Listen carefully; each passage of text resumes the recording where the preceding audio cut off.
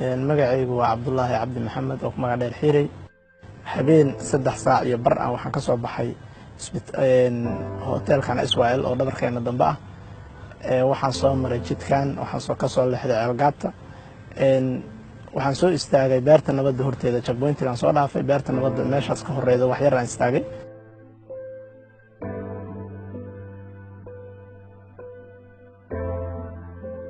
beertii rideedo istaagay waa istaagay gaariga meesha ka qaadna la yiri wax baan la yiri waa ka tagay xagga istaagay xagga ma istaageen aba gaariga meesha ka qaaday 3 mar ayaa yiri 3 mar inay yada malaynaa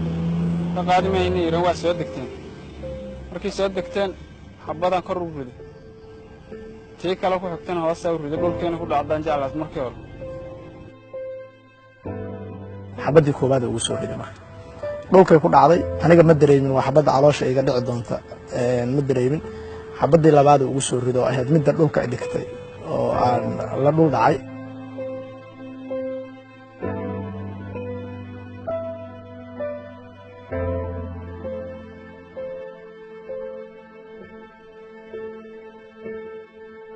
isbitaalka dhigay waqtigii digfeer qaleenkii lagu sameeyay runtiina si wanaag taliyaashiisii askariga waqtigii ay wax dhaceen waxay sameeyeen way ka daba tageen waa la soo qabtay askarigii anigana intii qaleenka aan ku jiray waxa la igu yimid isbitaalka igu yimideen ay kadibna qaleenkii asaas u maray ilaahay waa ugu guuleeyay waa caafimaad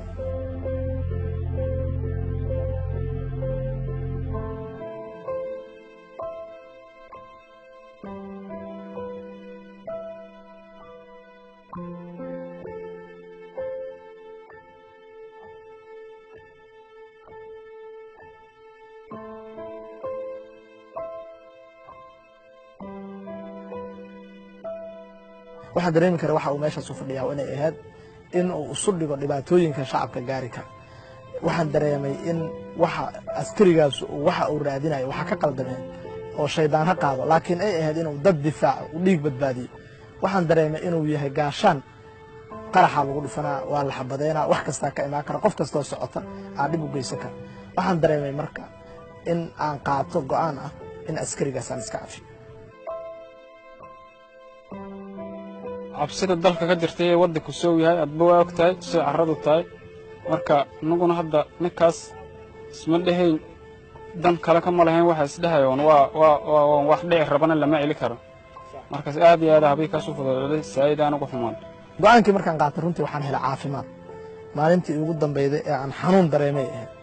maalintii ugu dambeeyay ee aan walwal dareemay maalintii ugu dambeeyay ee aan maskaxdaydu ay dareentay in dib soo gaaray ilaahay subxaanahu wa ta'aala wuxuu ugu siiyay caafimaad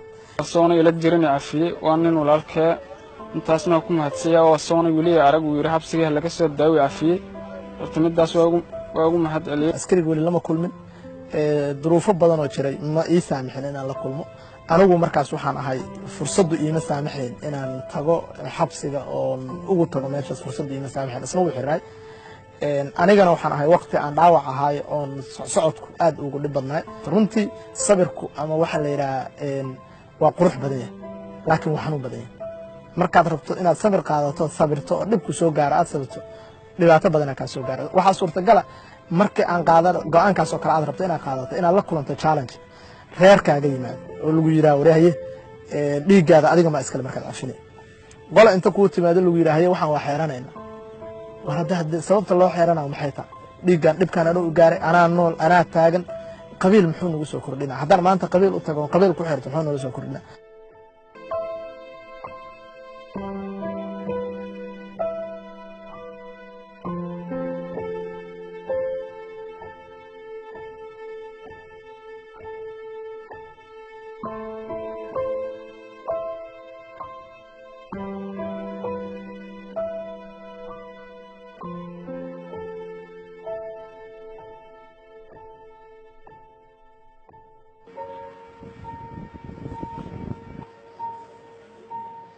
marka u yeerayaa axmed askarigii dibku ka dhacay axmed kolley waxa dhacay filimka ayaan ka aragnay uma baahna inaad dib ugu noqoto waana ogahay inay tahay arrin aad u culus cabdullaahi ma wada kulanteen hadda ka hor maana wada kulmin walaalkii maana wada kulmin anoo xabsi ku jiro aan saa maqlay oo iafiyey axmed haddii aad cabdullaahi aragto maxaad ku dhihi lahayd hadda hadduu ku daawanayo tv kaa daawanayo maxaad ku dhihi lahayd cabdullaahi walaalkii waxaan dhihi lahaa inaan hadda isaafino oo sidii lay sheegaba oo hadda ka horna iafiyey anoo xabsi ku jiro oo yarkaas la soo daayiri inaan haddana isii afinaan jecla waa mahadsan tahay haddaba cabdullaahi waa inoo joogaa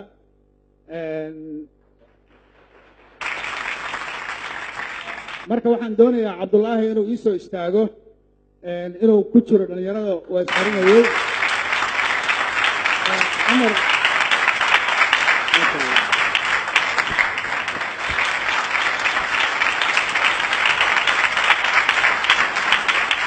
waa mahadsan tahay cabdullaahi soo istaag halkan axmedna ninkii xabadda kugu dhiftay waa kan hadda ka hortaagan dareenkaaga iyo shucuurtaada nooga sheekeeya haddeertaan maadaama aad hadda arkayso ninkii xabadda kugu dhiftay habeenka madow farxadaan dareemaa waxaan dareemaa caloosheyda wax ku jira wanaysan jirin waxaan dareemaa anoon arkin axmed is-oqoonin oona arkin oona la kulmin oona shardi ka dhigin aan go-aansaday caloosheydana ka soo go'day in axmed aan cafiyo sababo badanaa ugu riixaayey tusaale markaa usoo qaatay axmed waa askari ka tirsan ciidamada xoogga dalka soomaaliyeed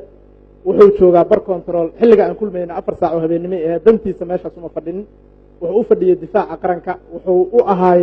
dhibane mar walba wax walba oo soo gaari kara qaraxyadu wuxuu ahaay dhibane